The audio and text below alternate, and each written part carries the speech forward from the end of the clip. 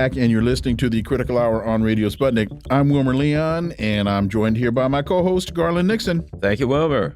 Asia Times reports Macron has no interest in decoupling from China. French leader puts business before politics during trip to Beijing that secured big new deals for Airbus and other national firms.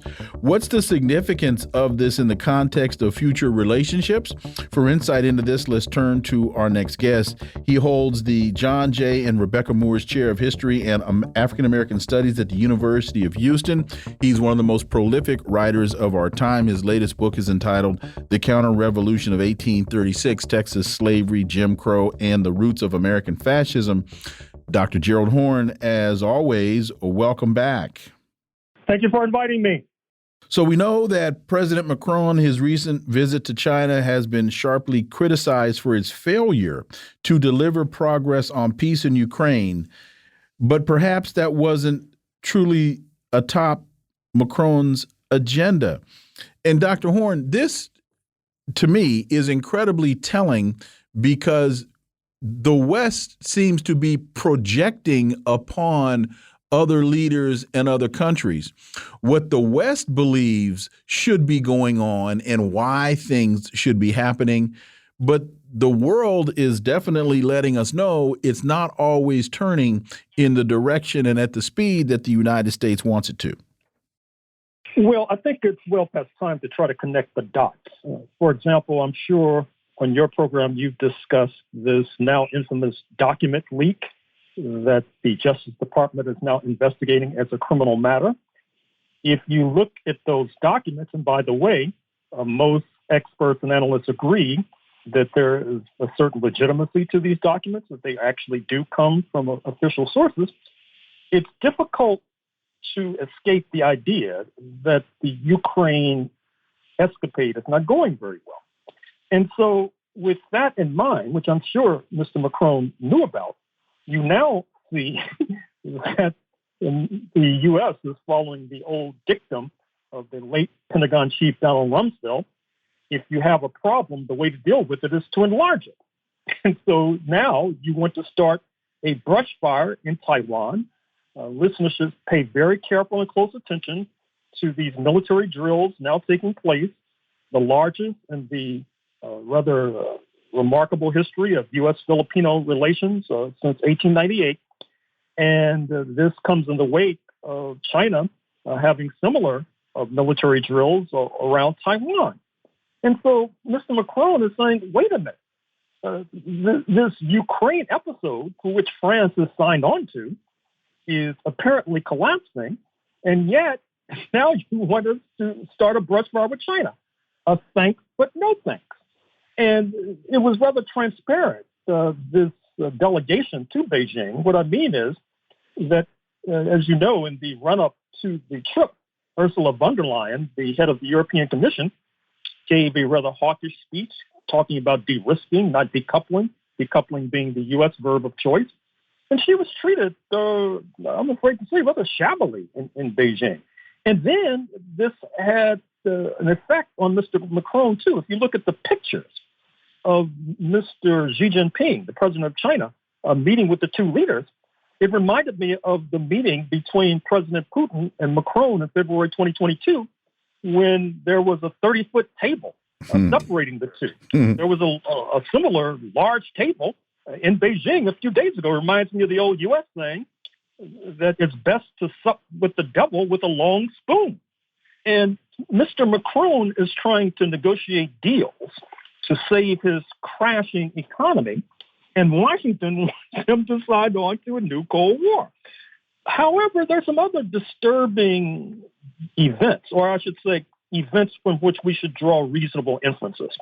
We know that there are numerous U.S. corporations that over the decades have made a pretty penny in China. Apple, supposedly the number one U.S. corporation in the first instance, it has constructed many of its devices, such as the iPhone, in China. But now you see a steady creep towards Apple trying to construct facilities in India. India's relations with China, as you know, are rather complex and complicated.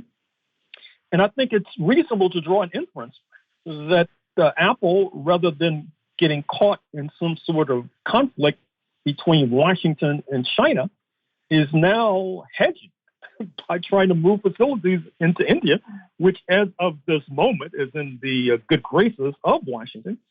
And keep in mind as well, back to Macron, that this is consistent with French foreign policy. Recall that Charles de Gaulle, the leader of the Fifth Republic in France, the post-World War II leader, he was recognizing the People's Republic of China well before the United States did in the early 1970s. And even if you go back, if listeners will bear with me for a second, to the 16th century, the French Catholic rulers were much more willing than their Spanish and Portuguese counterparts to cut deals with the fearsome Muslim powers led by the Ottoman Turks. And so what all of this tells us is that the Cold War that the United States is launching against China is being wounded even before it accelerates. And that should be good news. But as you know, the United States, U.S. imperialism, tends to be a one-trick pony. That is to say, it only knows how to play the aggression card. The diplomacy is not in their vocabulary. And so I would urge and encourage the listeners to buckle their seatbelts because there's going to be a bumpy ride ahead. RT reports U.S. allies seek censorship of Pentagon leak. The White House is reportedly scrambling as it seeks ways to deal with the scandal. One of the things that I have heard, I'll say on the Duran, they posited the possibility that in this leak, it says, look, it doesn't look like they're going to have a whole lot of success with this so-called spring offensive, that there may have been those in the Pentagon saying, we tried to tell them don't do it. If and when it goes bad, we want it out there that we said it ain't a good idea. I don't know. And then there's some people that don't believe it's real. What are your thoughts on the infamous Pentagon leak, Dr. Horne? Well, in fact, before you respond to that, let me just quickly, to Garland's point, today's Washington Post, above the fold, U.S. doubts Ukraine counteroffensive will yield big gains. And Ukraine's challenges in massing troops, ammunition, and equipment could cause its military to fall well short of Kiev's original goals for an anticipated counteroffensive aimed at retaking Russian-occupied areas this spring. So the Washington Post, which is, as we know, a stenographer for the CIA, they're telling us already, we don't think this is going to work. Dr. Horne. Well, once again, I think it's useful to go back to history to try to get some perspective. And to repeat, I think there's some legitimacy to these leaked documents. But going back to 1968, recall that before Daniel Ellsberg leaked the so-called Pentagon Papers, there was another leak. Then it was not known that the leaker was Leslie Gelb, who was a high-level U.S. official, goes on to be a leading commentator for the New York Times. And he had gotten wind of this Pentagon plan to increase and enhance the war in Indochina, which was then collapsing. And he decided to make a leak to the press, to Neil Sheehan of the New York Times, so that this would be on the front pages of the newspapers.